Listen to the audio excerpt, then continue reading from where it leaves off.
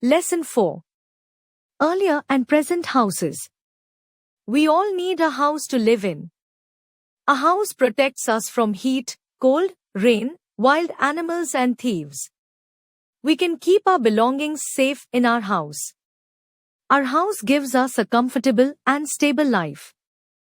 Houses in earlier times.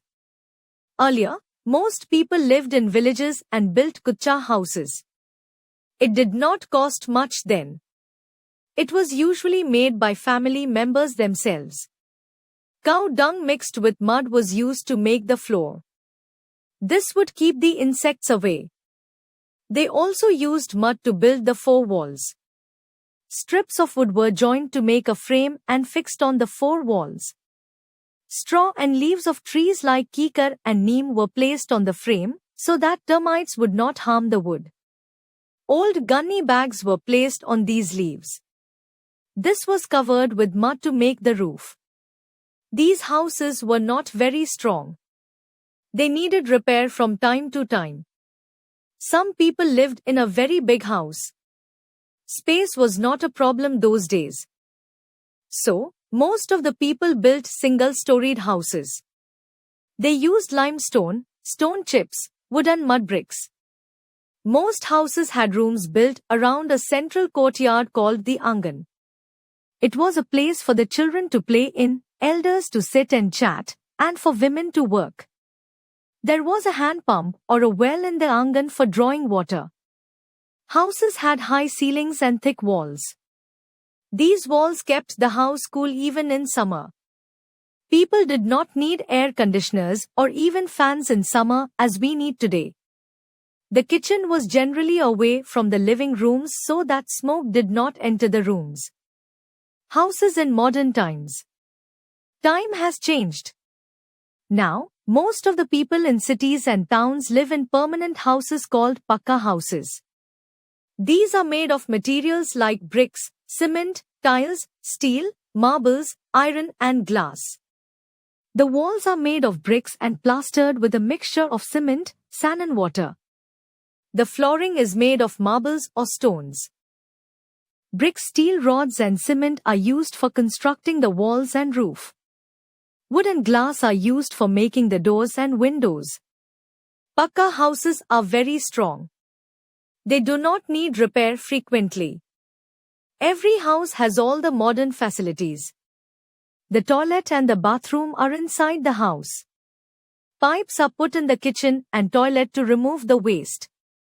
There is a proper drainage system. Houses are well ventilated with a number of windows and doors. These houses are more expensive also. Nowadays, there is a shortage of land in the cities. This has resulted in construction of very tall buildings called multi-storied buildings. They have many floors and each floor has a number of houses. Each house is called a flat or apartment. Some people live in a bungalow. A bungalow has many rooms, lawns, garage, etc. Some bungalows may also have a swimming pool. There are many people involved in the construction of a house.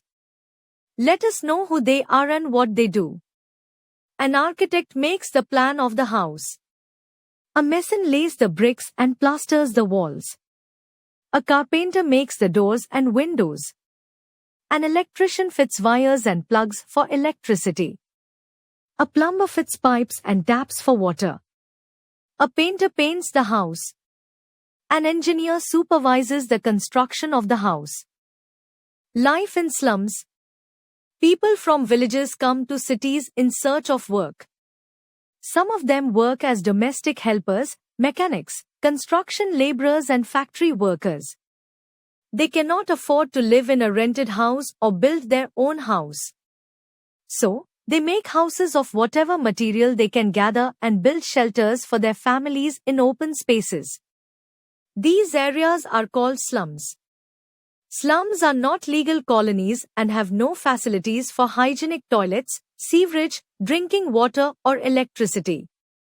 These slums are breeding grounds for germs and pests like rats and mosquitoes. So, they are prone to the spread of dangerous diseases. Fire is also a major threat in these areas. The government is trying to provide low-cost housing with basic facilities for people living in slums. But it will take time to provide safe and hygienic houses for all.